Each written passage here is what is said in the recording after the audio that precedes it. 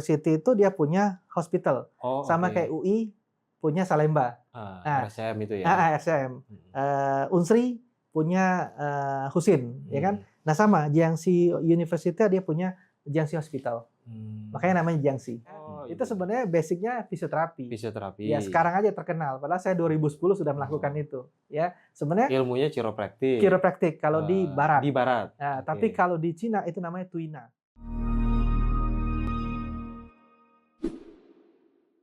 Assalamualaikum warahmatullahi wabarakatuh. Salam sehat sejahtera untuk kita semua. Perkenalkan, nama saya Klik Wijonarko. Saat ini saya menjadi mahasiswa S2 Program Studi Teknologi Pendidikan Fakultas Ilmu Pendidikan Universitas Negeri Jakarta. Selamat datang di podcast Edura TV, di mana pada hari ini kita akan berbicara topik yang sangat menarik, yaitu tentang kesehatan dan pengobatan integratif. Nah, di hadapan saya sudah hadir Bapak RM Alfian, BRM, STRKes, STMSI, yang saat ini mungkin dalam waktu dekat akan bertambah lagi gelarnya dengan Sarjana Dharma Usada dari Institut Nalanda dan juga Bachelor Medicine dari Jiangxi University, China. Nah, mungkin saya sapa dulu ya. Halo Pak Alfian, Halo Pak Klik. bagaimana kabarnya? Alhamdulillah, luar biasa. Selamat datang di podcast Edura TV. Terima kasih. Nah, ini Pak Alfian dan saya ini sebenarnya sudah berkawan lama, sudah 14 tahun. Yang saya kenal saat ini beliau sebagai praktisi dan juga akademisi dalam bidang kesehatan. Nah, mungkin pertama-tama sebelum kita berbicara tentang topik yang sangat menarik, mungkin kita perlu tahu nih seperti apa sih latar belakang pendidikan dan juga pengalaman Pak Alfian. Baik, terima kasih Pak Klik. Ya, saya menyapa dulu. Selamat siang, Edura TV yang sering menayangkan berita-berita menarik ya. Selamat siang bagi pemirsa yang selalu aktif mendengarkan Edura TV. Sedikit saya akan menginformasikan tentang latar belakang saya. Ya, saya sebagai praktisi pengobatan dan saya sudah praktek selama 14 tahun ya. Dan saya juga akademisi ya. Saya punya Rumah Sehat Alfian ya, di mana Rumah Sehat Alfian itu pengobatannya secara tradisional ya, tradisional, dan saat ini saya sedang mengambil untuk ke integratif ya. Integratif itu modern dan tradisional ya, tapi kita akan terapkan di sini tradisional.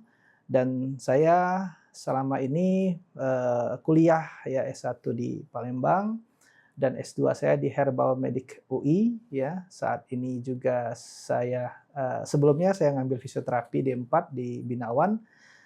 Dan saat ini saya mengambil double degree di Institut Nalanda dan Jiangxi University, dan saya mengikuti short course Jiangxi dan Zhejiang ya, seperti ini. Ada S2 herbal saya ya, Medik UI, dan ada sertifikat dari Jiangxi University dan ada Zhejiang, dan ada juga sertifikat uji kompetensi saya sebagai master penguji ya. Jadi di Batra Ramuan saya adalah master penguji karena saya ya dipercayakan untuk membidangi itu tersebut ya. Dan saya juga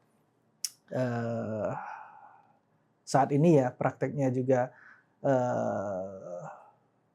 sangat banyak ya, karena pasien itu berbagai macam ya. Jadi metode-metode yang saya gunakan ada untuk pembuluh darah ya, untuk tulang ya, muskuloskeletal, dan ada untuk bagian dalam itu herbal, dan ada untuk saraf. Mungkin itu saja yang bisa saya sampaikan Iya, sekilas tentang saya. baik. Wah, luar biasa. Ini Ya. Pak Alfian sendiri artinya ini nggak salah ya kita pilih sebagai narasumber untuk berbicara tentang kesehatan dan juga pengobatan integratif sesuai dengan tema kita pada hari ini. Nah, ini ada fenomena menarik ya Pak Alfian yang bisa kita cermati di kalangan Gen Z di Indonesia. Nah, ini ada berita dari liputan6.com ya, yang dimana terjadi lonjakan anak-anak muda di Indonesia ini terkena stroke, terus kemudian serangan jantung, bahkan ada fenomena cuci darah di kalangan anak Oke. muda. Di mana waktu itu kan kita cuci darah itu biasanya orang tua seperti itu. Oke, Nah, oke. ini fenomena ini makin lama makin turun usianya. Nah, dari pengalaman Pak Alfian juga tadi sebutkan pernah melanjutkan pendidikan di China seperti itu. Nah, dari fenomena-fenomena yang ada terjadi di Indonesia ini sih, bagaimana sih pandangan dari Pak Alfian, dan bagaimana sih dari studi empiris dari pengalaman Pak Alfian selama berada di China? Baik, ya sekarang kita agak susah ya. Sekarang di Indonesia ini kalau saya punya brand sendiri ya, apa ya menyebutkannya itu 4 sehat 5 sembarangan ya. Bukan 4 sehat 5 sempurna tapi 4 sehat 5 sembarangan.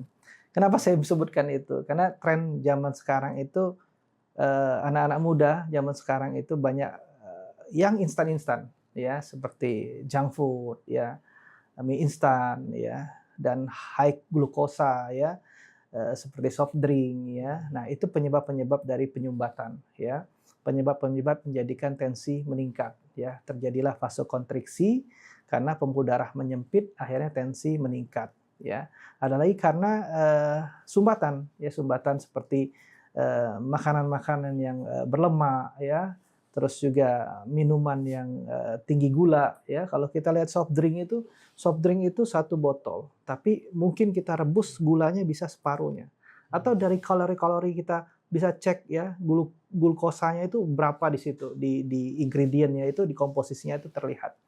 Nah, dalam satu botol mungkin 200 mili itu gulanya bisa mencapai 40 gram. Ya, 40 gram itu sekitar 4 sendok ya, 4 sendok. Nah, makanya anak-anak zaman sekarang senangnya yang manis ya, sudah senang yang manis, senang makan roti lagi yang manis ya, makan lagi yang coklat ya, akhirnya terjadilah lonjakan gula ya.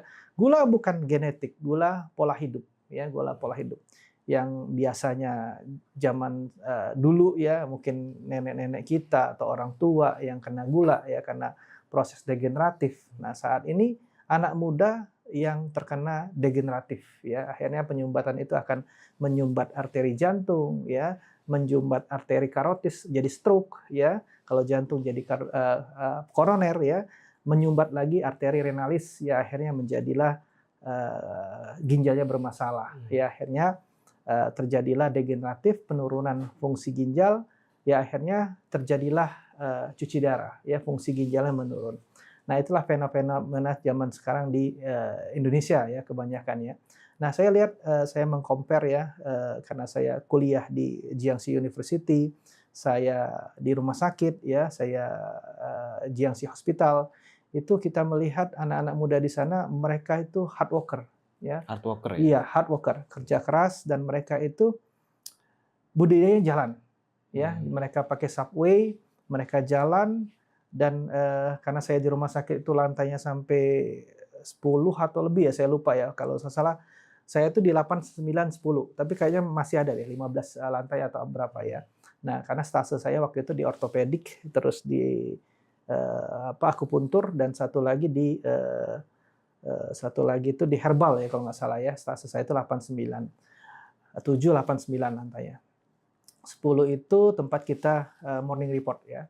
Nah, jadi di sana itu saya lihat dokter-dokternya yang 75 tahun, profesornya, mereka menggunakan tangga manual. Mereka tidak mau menggunakan lift. Kenapa? Ini bagian olahraga saya. Karena saya dari pagi sampai sore tidak bisa untuk olahraga. Akhirnya mereka jalan, ya anak-anak mudanya juga. Mereka jalan, dan jalan mereka itu seperti lari. Ya. Kalau kita ngikutin mereka itu seperti lari. Seperti jalan cepat itu ya? Seperti jalan cepat ya. Saya adaptasi itu 5 hari baru bisa adaptasi ya. Itu jalan 3 kilo sampai 5 kilo dari dom ke rumah sakit. Dan awal-awal itu saya hanya kuat 4 lantai. Ya, 4 lantai. Ya, karena adaptasi akhirnya saya juga kuat akhirnya ya. Nah, jadi saya lihat olahraga mereka tuh nggak ada kata, ya kalau di sini kan suka bilang, wah saya nggak ada waktu karena saya udah pergi pagi ya, pergi nggak kelihatan matahari, pulang pun nggak kelihatan matahari. Nah, ternyata mereka olahraganya itu di pas mereka kerja, mereka jalan. Jadi sekalian aktivitas. Sekalian mereka olahraga ya. Nah, terus makanan mereka itu tidak apa ya, kalau saya lihat regulasinya tuh ketat ya. Jadi makanan tuh kalau mereka masak mie langsung bikin di saat itu, klepok, jadi bikin bumbu sendiri, besok hari ini habis, besok bikin lagi. Dan saya minum kedelai itu di sana itu tidak ada rasa tawar, ya. Tapi saya minum kedelai di sini manis sekali. Kedelai itu minuman Susu kedelai. Oh, Nah, susu kedelai itu memang ada memang dibotolin mereka. Ya, ya seperti soft drink ya. Tapi gulanya itu kalau saya rasa sih tidak ada gula ya, karena saya minum tuh tawar rasanya. Nah, di sini coba aja kita minum, beli di kedelai di sini, merek apapun, pasti manisnya luar biasa. Mie di sana, mie instan di sana, itu rasanya kurang enak. Rasanya kurang enak. Ya mungkin mereka ada toleransi MSG, ya. Nah, kalau di sini tetangga pun kalau lewat pasti mampir, ya, karena harumnya, ya, enaknya rasanya. Nah, ini yang menjadi fenomena sekarang, ya, makan mie instan, ya, soft drink, ya, terus junk food, ya, makanan berlemak, ya, akhirnya tinggilah gula, akhirnya terjadi penyumbatan, tinggilah lemak, akhirnya terjadi penyumbatan, akhirnya fenomena cuci darah, dan tidak ada olahraga, karena mereka senang ke warung aja atau ke deket-deket naik motor, kemana-mana naik driver instan, ya. Jadi seperti itu saya compare-nya. Jadi rata-rata di sana itu sekarang umur mereka bertahan 90 tahun di Cina itu. 90 tahun ya. 90 tahun rata-rata. Dan mereka slim-slim ya. Saya juga malu kalau ke sana. Karena pas saya jalan, waduh, body saya luar biasa ya. Jadi berbeda di sana ya. Oh gitu ya. Oh jadi berarti ini fenomena ini kan terjadi habit ya di sana ya. Habit. Bahwa mereka itu sekaligus aktivitas sekaligus olahraga ya. Benar. Dan mereka juga makan itu, misalnya mereka saat musim dingin, mereka makan yang hangat. Saat dia hangat, mereka makan yang dingin. Dan mereka ada cara makan, ada waktunya makan, ya. Jadi misalnya mereka mau makan, ada sayur, ada daging, ada nasi. Nah, mereka makan sayur dulu. Setelah itu protein, baru nasi, ya. Kenapa mereka lakukan itu? Supaya tidak terjadi lonjakan gula. Nah, kalau kita biasanya makan yang berat dulu kan, baru cuci mulutnya buah ya. Nah, kalau mereka yang mana berserat dulu, terus mereka protein ya baru di sana banyak mie ya. Dan mereka sering makan mie, makanya mie sehat-sehat ya, tiap hari makan mie. Oh, ya. Karena mie-nya itu memang dibuat senatural mungkin ya. Iya, berarti di sana ada untuk regulasinya itu sangat ketat ya? Kemungkinan. Karena saya juga belum tahu regulasi di sana, tapi kemungkinan karena semua yang saya coba makanan di sana seperti itu. Jadi rasanya itu nggak seperti ini kalau di Indonesia itu ada MSG yang berbumbu menyengat gitu ya. Iya, benar sekali. Jadi pewarna buatan. Ya, kalau di sini kan banyak kita, kayak di sana ada minuman ya, soft drink juga, ya mereka buah-buah asli. Ya, jadi yang di sini juga terkenal ya, yang suwe-suwe ya. Nah, itu di sana itu mereka memang benar-benar buah. Ya, jadi bukan dia pakai sirup atau apa. Nah, ada mungkin sirup tapi tidak banyak ya. Karena saya rasakan memang benar-benar buah rasanya. Ya itu. Jadi mereka tuh memang natural, senatural mungkin ya. Iya. Tadi kan disebutkan bahwa usia di sana itu berarti kan hampir 90 tahun rata-rata ya. Rata-rata. Nah, itu berarti ada hubungannya dengan bagaimana sih survive di usia-usia seperti itu gitu ya. Nah, mungkin kalau sekarang bagaimana sih ini apakah ada ilmunya nggak sih kalau tentang bagaimana sih bagaimana kita punya bisa survive di usia seperti itu gitu. Iya. Jadi artinya ini kan bicara tentang kesehatan, bagaimana tetap sehat di usia senja seperti itu. Iya, pasti ada ya. Karena mereka itu sudah pengobatan tuh udah mungkin ya zaman dulu ya Kaisar Kuning ya. Jadi sudah 2000 tahun ya sebelum Masehi ya. Jadi mereka sudah menerapkan makanan-makanan yang sehat ya, dan mereka juga tidak hanya body ya, tidak hanya tubuh yang diobatin ya. Kalau kita ini kan banyakkan simptom ya, diobatin sakit kepala makan obat sakit kepala, sakit mah makan obat mah ya. Nah, tapi di sana itu kombinasi ya, kombinasi. Jadi pengobatan mereka itu menyeluruh ya, menyeluruh. Jadi kalau kita bilang namanya health cultivation. Ya, budidaya kesehatan. Dicatat nih pemirsa ya. Budidaya kesehatan ya. Budidaya atau kesehatan. survival atau kesintasan ya kalau kita bilang ya. Gitu. Ya. Oh, ini istilah yang perlu pemirsa ketahui ya, Bro. Nah, Ini ini ada banyak yang belum tahu nih. ya banyak yang belum Banyak tahu. yang belum tahu. Saya termasuk yang belum Ya, tahu nih. ya, Maksudnya ini kesintasan atau ya, health ya, cultivation ya, ini ya, ya. berarti itu tadi yang tadi menjelaskan fenomena tersebut ya. Benar, benar. Biasa tua itu masih Benar, sehat seperti benar, itu. benar. Oke. Jadi Bisa jelaskan lebih lanjut tentang kajian tersebut. Oke, jadi health cultivation itu bahasa Inggrisnya. Jadi kalau bahasa di kita itu budidaya kesehatan atau gampangnya kesintasan, penyintas ya. Kesintasan. Survival. Survival. Ya. Jadi bagaimana kita bertahan hidup ya, bertahan hidup tapi ya bisa kita di hutan bagaimana bertahan hidup ya, ataupun kita bertahan hidup untuk memperpanjang umur kita lebih lama ya. Dengan apa? Bukan hanya dengan body ya, tapi body, mind ya, mind itu pikiran, body itu tubuh kita, mind, soul, jiwa kita ya, spirit dan energi. Ya, spirit itu semangat kita ya, energi itu tenaga kita ya, kalau di sana chi namanya chi ya. Nah, jadi mereka tuh kombinasi ya. Jadi makanan mereka benar-benar edukasi ya, ada saat-saatnya makan mereka, dan mereka juga kalau saat habis makan dia nggak mau minum teh ya. Kenapa minum teh? Bisa meningkatkan absorpsi pelapisan pada pencernaan kita. Akhirnya nutrisi tidak menyerap ya. Nah, mereka dengan body terus dengan mind ya, mind itu pikiran ya, mereka manajemen stres mereka ya, dengan mereka jalan ya, dengan mereka berkumpul keluarga ya, dengan soul ya, jiwanya. Nah, jiwa mereka menggunakan meditasi ya. Kalau kita bisa dengan wirid ya atau doa ya. Nah, kalau di sana meditasi ya. Spirit dan energi, mereka suka berkumpul, latihan qigong. Nah, qigong itu kalau di sini qigong ya, qigong atau tai chi ya. Nah, mereka menggunakan senam seperti itu apa? Untuk energi ya. Energi alam, kalau mereka di sana bilang energi alam. Kita menyerap energi alam, dan memang itu luar biasa. Kalau saya lakukan itu keringatnya luar biasa karena ada pernafasan ya. Nah, itu merupakan satu kesatuan. Ya, akhirnya itulah kalau menurut saya holistik itu menyeluruh. Ya, jadi bagaimana kita bisa mempertahankan hidup kita lebih panjang ya. Memang umur urusan Allah ya, urusan Tuhan Yang Maha Esa ya. Tapi bisa kita ikhtiar, usaha bagaimana kita memperpanjang umur itu lebih lama ya, dengan tadi kesintasan, health cultivation atau survival ya, budidaya kesehatan, body, mind, soul, spirit dan energi. Oke. Berarti ini kalian ini tadi ya body, mind, spirit, and energy. Ya. Body, mind, spirit, soul ya. Ya. And energy. Ini sebenarnya bisa diajarkan ya. Bisa sekali. Diterapkan ini. Bisa sekali. Ya. Malah mereka tuh lebih sulit kalau menurut saya. Ya. Karena mereka punya 4 musim. Ya. 4 musim, musim dingin, musim panas, ya, musim semi, musim apalagi satu lagi musim gugur. Ya, musim gugur. Nah, makanya mereka tuh kalau menurut saya memang dia itu hard worker dan mereka sudah terbiasa dengan tertata waktu ya. Karena mereka 3 bulan. Saat musim dingin mereka harus persiapan makanan-makanan yang hangat. Saat musim panas mereka menyiapkan makanan-makanan yang dingin ya. Musim gugur, musim semi ya. Nah, itu mereka harus menyiapkan cabai di sana dengan cabai di sini. Enakan cabai di sini. Karena saya pernah ngundang Lose makan di sini.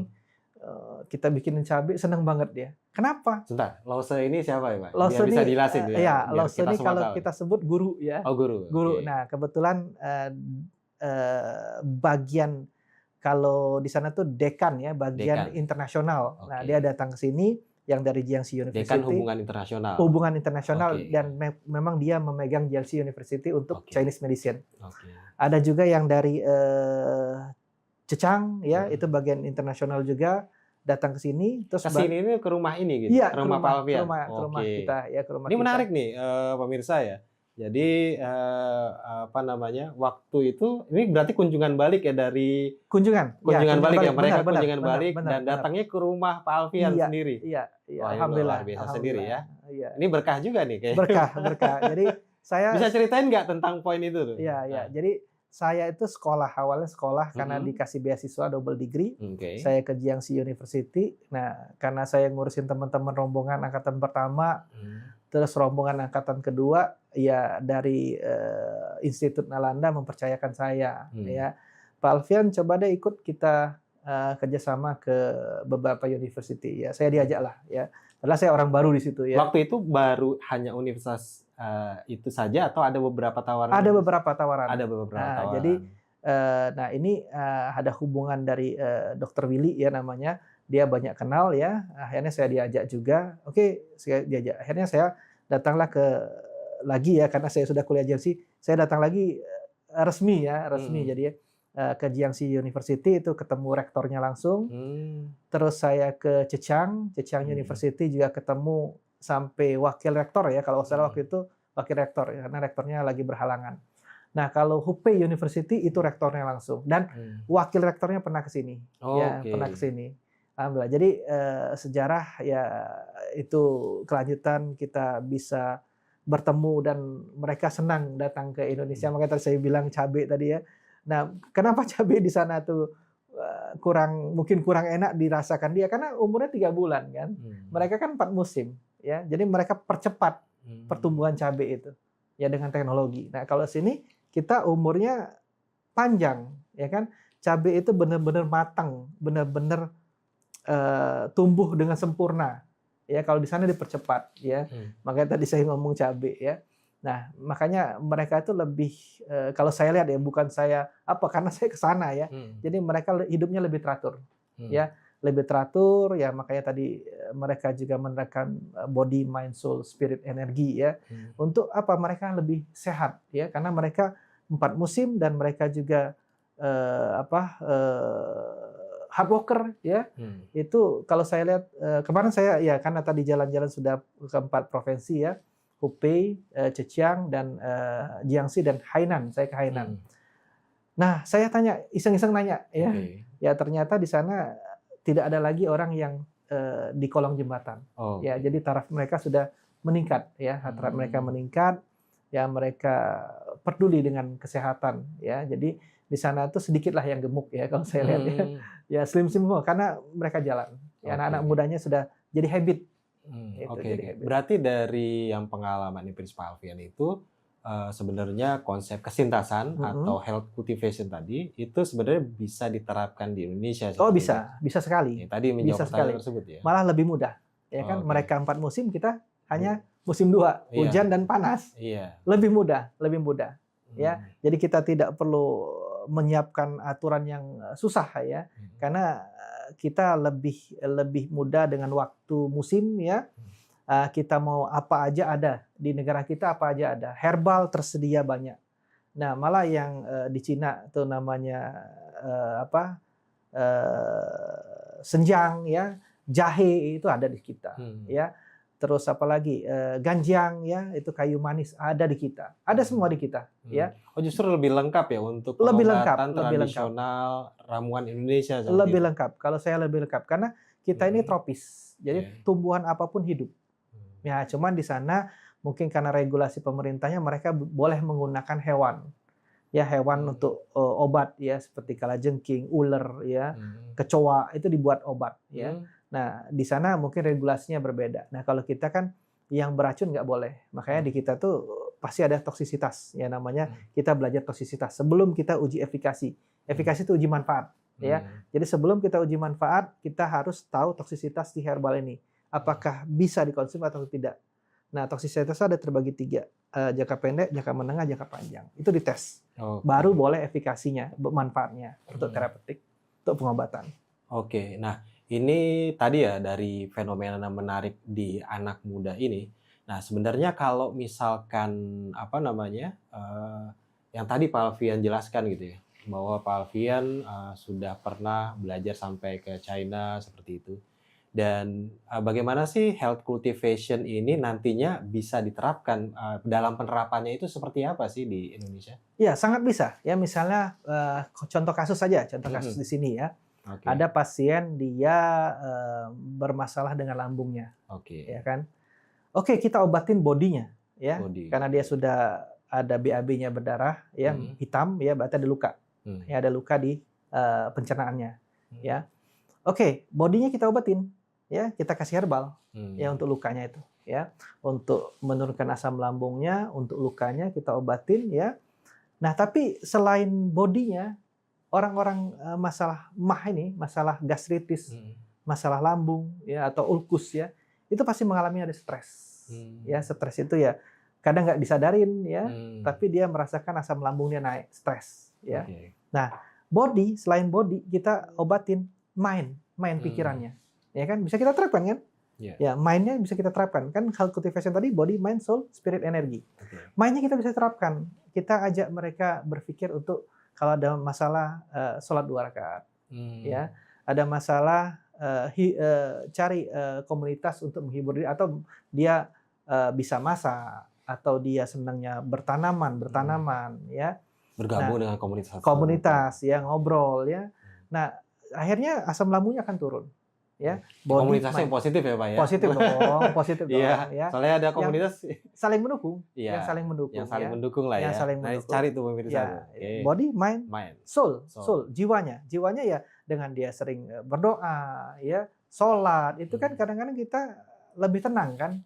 Makanya kita ada pengajian atau ada semacam dengar radio tentang siraman rohani ya. Itu kan membuat kita tenang. Seperti HP lah. HP kalau nggak dicas dia habis kan. Nah, iman kita juga harus dicas. Ya seperti itu. Dengan apa? Ya dengan tadi pendekatan secara Islami ya. Boleh kita dengar radio yang secara Islami atau kita ngumpul bareng-bareng teman sering mendengarkan ceramah ya. Itu kan jiwa kita lebih tenang. Ya. Nah, terus yang keempat kalau mereka energi ya, spirit ya, dengan membantu komunitas tadi, keluarga dia ya, membuat dia semangat ya. Dan di sana ada namanya olahraga pernafasan. Di sini juga ada olahraga pernafasan. Banyak ya kan? Iya. Kalau saya dengar-dengar ya banyak banget ya Satria Nusantara atau apa ya. Nah, itu pun juga bisa kita nggak perlu kita harus kita ikut, tapi kita bisa sendiri ya. Olah pernafasan itu kan boleh kita mengembangkan torakal kita ya, mengembangkan paru-paru kita dengan kita angkat, tarik nafas, terus turunkan, tahan dulu, pelan. Nah itu kita rileks. Samping rileks, paru-paru kita mengembang, ya paru-paru kita mengembang. Nah jadi body, mind, soul, spirit, energi. Nah itulah pengobatan yang benar, ya. Jadi bisa kita terapkan. Orang sakit mah kan kalau kita hanya memberikan simptom atau obat aja, mereka akan kambuh lagi, pasti itu. Ya, apalagi yang preventif tadi, ya preventif yang seperti anak-anak muda zaman sekarang, yang Gen Z sekarang ya. Nah, Gen Z sekarang itu kan mereka maunya cepat saji, ya. Apa-apa pesan, apa-apa order pesan, apa-apa malas untuk jalan. Mereka naik kalau sepeda masih oke lah ya, sepeda olahraga, tapi naik motor ya. Nah, itu bisa kita olah ya, kita misalnya kita terapkan dengan mereka edukasi ya, edukasi di keluarga, di masyarakat. Saya kalau di keluarga itu kalau anak saya beli permen atau beli mie sekali-sekali kadang-kadang beli, makan racun kalian. Ini kan racun. Ya coba kalau permen ya, permen itu pewarna, pemanis, perasa, ya kan, pengawet, apalagi pengembang ada nggak? Pengembang. Ya ada semua kan? Ya sama mie instan. Mending bikin kan? Itu MSG-nya banyak banget ya. Masa bumbu sedikit bisa enak? Nggak masuk akal kan? Itu. Nah itulah kita edukasi di keluarga dulu. Ya kalau kita bisa seperti ini ada Edura, luar biasa. Ya luar biasa. Bisa kita edukasi masyarakat supaya apa? Menerapkan tadi health cultivation agar terhindar preventif. Ya kita tuh ada 4 ya. Ada preventif, ada promosi, ya promosi kesehatan seperti ini, ya kita edukasi, ya preventif kita ajak mereka ya usahakan makan yang alami, natural, kembali ke alam lagi, ya. Nah sekarang dulu nenek-nenek kita kan umur lama-lama 1 tahun, ya sekarang sudah masuk warung, udah deh turun semua umurnya, ya. Nah terus promosi, preventif, kuratif, ya pengobatan, ya. Ya kalau sakit baru kita obatin. Nah, ada lagi satu lagi paliatif. Paliatif ini seperti health cultivation. Ya. Bagaimana kita mempertahankan hidup karena obat sudah tidak bisa lagi. Ya kan akhirnya kemana? Ke paliatif kan. Nah, kenapa paliatif kita terapkan sebelum kita sakit yang parah? Bisa kita terapkan kan? Oke. Oh, kita tadi ininya ya, bagaimana sih tadi preventifnya seperti itu. Iya. Sebenarnya kalau kemarin tadi Pak Alvin pernah sebutkan bahwa Alvin pernah ke rumah sakit di Jiangxi ya. Oke. Nah, untuk apa namanya, di sana itu ngapain aja sih di sana gitu ya. Oke. Nah, ini kan kita perlu tahu gitu, maksudnya, dalam apa yang Pak Alvin lakukan pada saat itu, yang denger-dengar katanya memang tadi kan ada bilang, ini ada kombinasi antara tradisional dan modern. Iya. Nah, apakah di rumah sakit tersebut, di rumah sakit Jiangxi ya, itu Mhm. menerapkan hal tersebut? Mungkin bisa cerita sedikit Iya. pengalamannya? Ya, jadi ini kebetulan jas ini adalah jas rumah sakit ya. Jadi jaket dokter di sana ya. Nah, ini saya Gitu gunakan ya. name tag saya juga. Jadi kalau kita ke rumah sakit kita harus pakai baju ini. Jadi kalau di Oh, sana oke. dibilang kita dokter ya, Oh, dokter itu kartu Chongyi. namanya juga ya, Ya, Pak? ini kartu namanya juga sana ya. Nah, ini Eee, kartu nama saya ya. oh, Chongyi itu pengobat ya atau dokter. Karena oke. kita di sana western dan Chongyi ya? ya Oke. Chongyi itu pengobat. Jadi kita tuh di sana western dan tradisional. Jadi Oke. saya di sana sebagai dokter karena Oke. saya sebagai koas di sana ya. Kita ada morning report ya, kita Mhm. ikut operasi, tapi kita tidak menangani operasi, kita hanya observasi ya. Kita ikut dalam ruang operasi, tapi Mhm. kita observasi. Nanti Oke. bisa dilihat foto-foto saya ya waktu saya Mhm. di ruang operasi juga ada. Nah, mereka itu misalnya kecelakaan, Mhm. fraktur ya. Kalau Mhm. frakturnya cuma green stick atau linear yang Mhm. mereka bisa lakukan dengan bandage ya. Mhm. Bandage itu penyangga, Penyangga ya? eksternal eksternal Iya. fiksasi misalnya. Mhm. Itu mereka lakukan. Jadi Mmm, mereka tuh minim operasi ya. oke. Dan mereka menerapkan herbal-herbal yang bisa mempromot tuh mempercepat pemulihan dari Oke. tulang yang patah ya, Mhm. terus mempercepat sirkulasi darah supaya penyembuhan lebih cepat ya. Oke. Nah, tapi kalau memang itu multiple fracture, jadi banyak yang patah ya. Mhm. Waktu itu ada satu pasien yang memang dia banyak patahnya Oh, sebentar, ya. ini Pak Alfian waktu ke sana itu, memang benar nemuin pasien gitu ya? Iya, kita kan ada stase-stasenya, Oh, sama kayak gitu. di sini. Oke. Dokter tuh ada stase-stasenya. Mhm. Jadi karena kita koas itu, ya kita Mhm. langsung praktek di sana. Oh, Jadi gitu. satu ruangan tuh ada bed-bed. Mmm. Jadi ada kamar kamar apa namanya, saya nggak bisa bahasa Mandarin nggak bisa ya, saya bahasa Hanja nggak bisa. Jadi ada kamar-kamar-kamar, nanti ada bednya. Nah, Mmm. bed itu pasien semua. Jadi Mmm. pasien tuh bukan ditangani dengan medis barat aja, Mmm. tapi di jarum akupuntur, di Oh, moksa gitu, ya, oke. di situ. Nah, mereka juga ada herbal yang bisa intravena, jadi Mmm. masuk pembuluh darah sudah. Jadi mereka Mmm. canggih ya, herbal sudah bisa masuk pembuluh darah. Nah, Herbal masuk pembuluh pembuluh darah? darah, ya mereka Oh, sudah bisa intravena. sebentar ini menarik nih. Menarik, ya di kita belum, Oh, gitu di ya? kita belum. Ya kita kebanyakan oral, topikal, ya kalau di sana Mmm. sudah bisa. Nah Mmm. makanya ada pasien tadi yang kembali ke pasien tadi, dia karena multiple fracture, jadi hip femoralnya itu patah, ya, Mhm. terus di tibianya juga patah, terus fibulanya juga patah, ya, femurnya juga patah, ya, Mmm. pokoknya sebelah kanan tuh patah, ya. Mmm.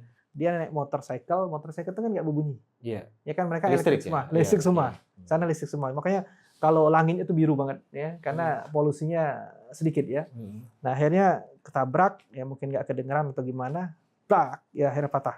Nah, itu mereka cepat-cepat operasi, karena memang femoral head harus dioperasi, ya. Mmm. Nah, karena dia ada masalah pembengkakan, ya, terus juga numbness itu kesemutan baal, ya. Mhm. Nah, akhirnya yang lainnya di eksternal fiksasi. Nah, mereka tuh bagus. Mereka yang mana penting mereka operasi, tapi kalau memang mereka bisa sembuhkan dulu. Wound Oh. healing dulu. Jadi tidak langsung operasi karena takutnya nanti infeksi. Oh, nggak dikit-dikit ada kecelakaan langsung operasi gitu? Langsung masuk gitu meja operasi? Oh, Enggak. nggak? Ya, jadi kalau Oh. yang mana memang primer, Mhm. utama mereka lakukan. Mmm. Tapi kalau misalnya masih bisa dilaksanakan dengan sekunder, mereka lakukan, Mmm. ya. Jadi kemarin tuh yang femoral heart dioperasi, nah yang di sini di eksternal fiksasi. Eksternal fiksasi itu gip di luar. Oke. Kayak gip di luar tapi pakai baut, ya. Nah, kakinya itu kan dia baal kan, bengkak kan. Mhm. Bengkak. Nah, akhirnya apa? Ditambahlah herbal-herbal yang bisa untuk mempercepat penyembuhan wound healing-nya supaya lukanya cepat sembuh, Mhm. yang mempercepat aliran darah. Mhm. Terus dikasih lagi herbal yang mempercepat patahnya biar cepat nyambung. Mmm. Nah, selebihnya di akupuntur ya. Oke. Nah, di akupuntur, di moksa ya supaya moksa itu kan heat kan, panas. Panas itu kan mengalirkan aliran darah, membuka Mmm. pembuluh darah, ya kan. Oke, oke. Di moksa itu ada herbal namanya aye. Aye itu Aye. artemisin ya, Oke, artemisin oke, ya. oke. Nah, itu dipakai. Ada malah herbalnya masuk intravena yang tadi saya bilang ya. Jadi mereka menggunakan medis dan tradisional. Yang bisa medis, tapi kalau mereka bisa dengan tradisional, mereka lakukan tradisional. Tapi sebelumnya itu di-scan dulu itu. Oh iya. Maksudnya itu modernnya gitu ya? Modernnya. Jadi kita tuh ada morning report. Gitu ya? Jadi kalau kita kayak praktek di rumah sakit, itu kan ada morning report.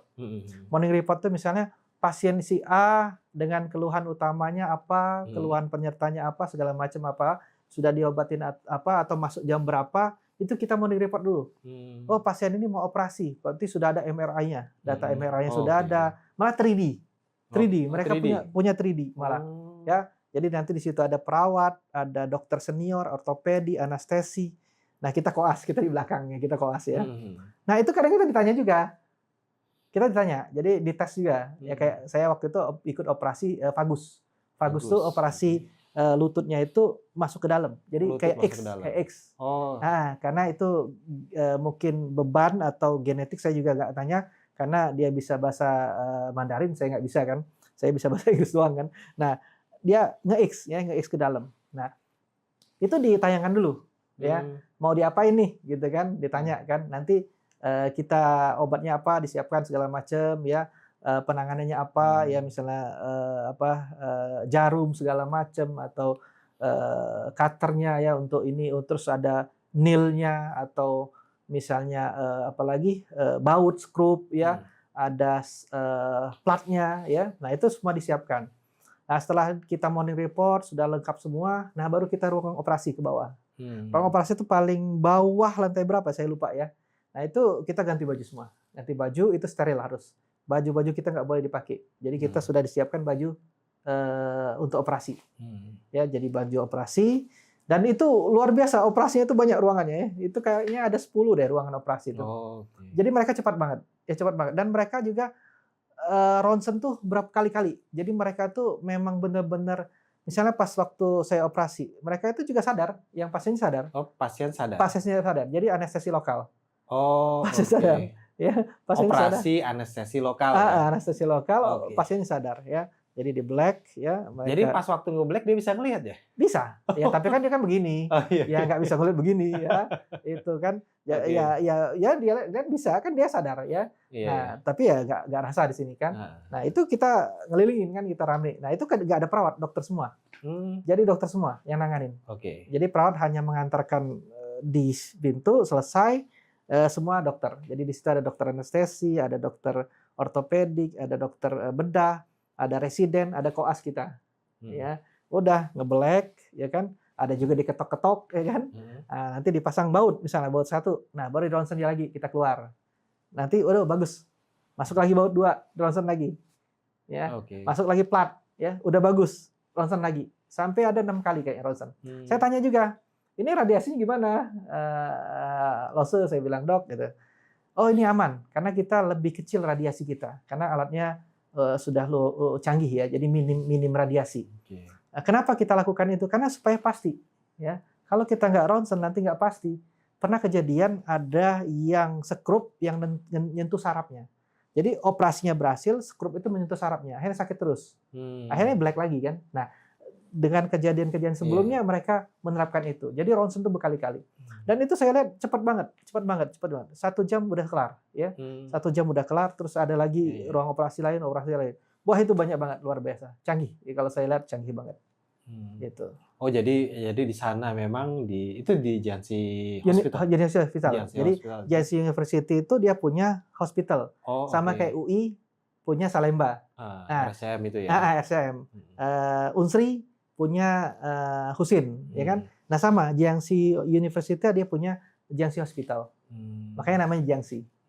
Gitu. Oke, berarti di sana itu di Jiangxi Hospital itu berarti sudah menerapkan itu ya? Integratif itu. Modern dan tradisional. Kalau di Indonesia itu seperti apa ya? Ada nggak ya yang integratif? Kalau saya kemarin baca-baca kan undang-undangnya ada ya, tapi saya belum tahu arahnya kemana ya. Kalau dilihat kemarin saya kan undang-undang kesehatan terbaru ini tahun 2002. Ya, sebenarnya udah lama integratif ini. Integratif ya, ini sebenarnya.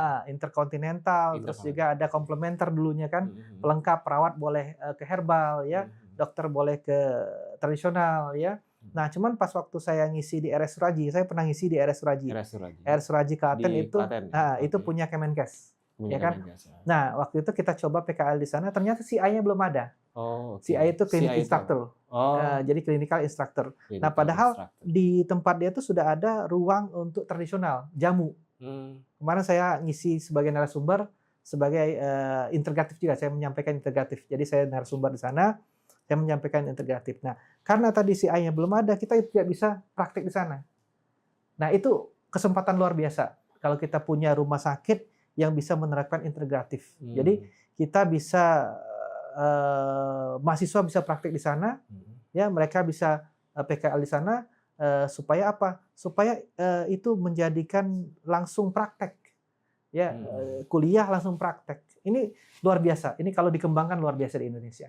Sangat bisa kalau menurut saya, asal kita sesuai regulasi di sini ya. Tapi menurut saya sih sudah mulai ya, sudah mulai. Karena sudah mulai ada pengobatan tradisional Tiongkok, PTT namanya, pengobatan pengobatan PPTII, pengobatan perkumpulan pengobatan tradisional interkontinental. Ya, jadi yang dari luar sekolah bisa masuk ke sini.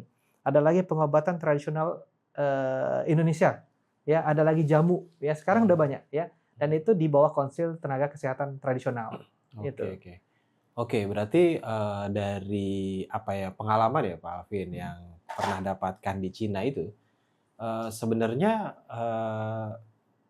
ada kasus tertentu nggak sih yang Pak Alfian memang ini kalau misalkan pengobatan komplementer atau integratif ini ternyata luar biasa sekali gitu. Ada contoh kasus nggak? Wah, banyak. Sekarang ini kan banyak orang HNP ya, saraf penjepit. Ya? HNP itu hernia nucleus pulposus. Oke. Jadi nama Indonesianya saraf penjepit. Saraf penjepit ya. Saraf penjepit ya. Orang lebih familiar. Lebih familiar saraf penjepit. Jadi kasus di sana tuh sangat banyak ya.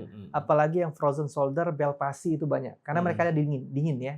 Ada musim dingin, akhirnya bel pasi, mencong ya. Bukan tangannya ya. Tapi stroke juga banyak ya. Ada frozen shoulder nggak bisa ngangkat tangan, ya bahunya ke bahu. Ada lagi HNP karena mereka hard worker dan mereka mungkin ada yang cedera ya. Nah tapi kalau saya lihat sih banyak penyakit itu di Indonesia juga sering dialami. Banyak, malah banyak kan Indonesia. Karena di Indonesia jarang gerak. Kalau di sana masih banyak gerak ya. Nah kalau di sana tuh malah banyak yang terjadi bel pasi dan stroke sama frozen shoulder. Nah kalau saya lihat malah banyak lah HNP di sini ya. Tapi setelah ya saya sebenarnya pengobatan HNP ini sudah lama ya, dari 2010 ya. Saya sudah praktek ya, tapi pas saya datang ke sana tuh ternyata luas banget ilmu. Mereka bisa menerapkan dengan pembenaran posisi ya, namanya di sana tuina. Tuina cengku namanya. Sama kayak di sini kiropraktik ya, fisioterapi. Saya belajar juga. Yang kretek-kretek itu. Nah, kretek-kretek yang zaman sekarang ya. Itu sebenarnya basicnya fisioterapi. Ya, sekarang aja terkenal. Padahal saya 2010 sudah melakukan itu ya. Sebenarnya ilmunya kiropraktik. Kiropraktik kalau di barat. Di barat. Nah, tapi kalau di Cina itu namanya tuina. Itu tuina ada perbedaan cengku. Berarti. Sebenarnya kalau menurut saya kayaknya Cina duluan. Karena mereka sudah lama ya. Nah, mungkin diadaptasi dengan perbedaan-perbedaan. Sekarang kan juga ada pengobatan yang dari Cina ke Jepang udah namanya beda, ya kan? Saya lupa ya. Ada lagi kemana udah beda ya. Nah, kalau saya lihat tuina cengku itu sama banget sama. Dia ada tuina anmo ya, tuina anmo itu kayak pijat biasa. Ada tuina cengku yang kretek-kretek tadi yang fisioterapi ya. Dan saya waktu itu di bagian ortopedik. Jadi dokter satu itu memang ngerjakan itu aja. Ya, dia juga ada centau. Centau itu kayak obeng ya, besarnya kayak obeng dirobek ya. Untuk apa? Untuk merobek jaringan supaya dia inflamasinya itu berkurang, bikin inflamasi baru ya. Nah, ada lagi akupuntur sama moksa. Nah, sebenarnya itu diterapkan bisa di Indonesia ya, bisa banget ya. Dan itu banyak kasus saya yang pasien yang di YouTube saya ada ya, di TikTok saya ada, itu yang sudah miring-miring ya, akhirnya jalan sempurna. Dengan apa? Ya dengan kita benarkan postur. Malah sudah ada MRI-nya itu prosesio. Prosesio itu grade kedua ya, ada disbulging, ada prosesio ya. Ada extrusio, ada squeeze ya di MRI itu ya. Nah, itu sudah prosesio ya, miring ya, ada MRI-nya. Nah, itu bisa kita benarkan sebenarnya. Posisi ininya miring. Posisinya miring, bending ya kemana saya lupa. Bending C ke kanan ya kalau nggak salah ya. Tulang ininya. Tulang belakangnya. Tulang belakangnya. Tulang belakang miring. Nah, itu bisa kita luruskan dengan bodinya ya, bodinya kita luruskan, kita baru bantu dengan saraf pembenaran sarafnya, kita bantu dengan muscle ototnya ya, Mhm. kita bantu dengan herbal dari dalam. Nah, itu penerapan itu bisa dan saya Mhm. lakukan itu berhasil. Sebentar, tadi Pak Alfian sebutkan kalau dokter di sana itu memang dokternya bisa apa, ada dokter yang memang tadi belajar barat dan Mhm. belajar ilmu, Tiongkok seperti itu? Dan dokter di sana memang dua-dua. Oh, dua-dua? Dia belajar barat juga dan belajar juga tradisional. Oh, gitu. Pengantar mereka kalau ortopedi itu barat ya, tapi mereka hubungkan dengan misalnya sindrom ya. Hmm. Misalnya dia HNP ya karena sindrom dingin ya. Mhm. Nah, terus kekakuan otot, ginjal yang bermasalah ya, kekakuan pada muscle otot ya. Hmm. Nah, itu blood stagnasi ya atau qi stagnasi. Nah, itu mereka hubungkan. Oke. Itu. Jadi barat dan tradisional memang bersatu. Oh, berarti ini kuncinya ada di pendidikannya ya berarti ya, Pak, ya? Iya Iya, dong. artinya kan, mereka dapat ilmu dari mana? Iya. Oke. Nah, itu kan pertanyaan selanjutnya nih, nanti yang bisa diterapkan ya. Artinya, apakah, penerapan pendidikan tadi ya, integratif ini bisa diterapkan di Indonesia? Bisa, sangat Oke. bisa. Tapi sebelum penjelasan lebih lanjut, mungkin, kita akan nantinya bahas lebih dalam nih ya, buat pemirsa ya. Karena ini menarik nih, tadi apa yang sudah disampaikan Pak Alfian, contoh studi kasus dan pengalaman tadi empiris selama di Cina. Nah, kuncinya adalah bagaimana menghasilkan tenaga kesehatan yang juga paham antara ilmu modern dan juga ilmu tradisional. Iya, setuju. Apalagi di Indonesia ini kan juga banyak pengobatan yang kita punya khasanah yang sangat luar Wah, biasa banyak. seperti itu. Budaya kita banyak. Nah, bagi pemirsa yang memang penasaran, kita simak di episode selanjutnya bersama dengan Pak Alfian. Oke, mungkin itu saja dari saya untuk episode pertama. Jadi pemirsa, tetap berada di podcast Edura TV. Kita akan sambung lagi pembicaraan tentang kesehatan dan pengobatan integratif di episode selanjutnya. Terima kasih, saya Klik Wijonarko. Assalamualaikum warahmatullahi wabarakatuh. Salam sehat untuk kita semua.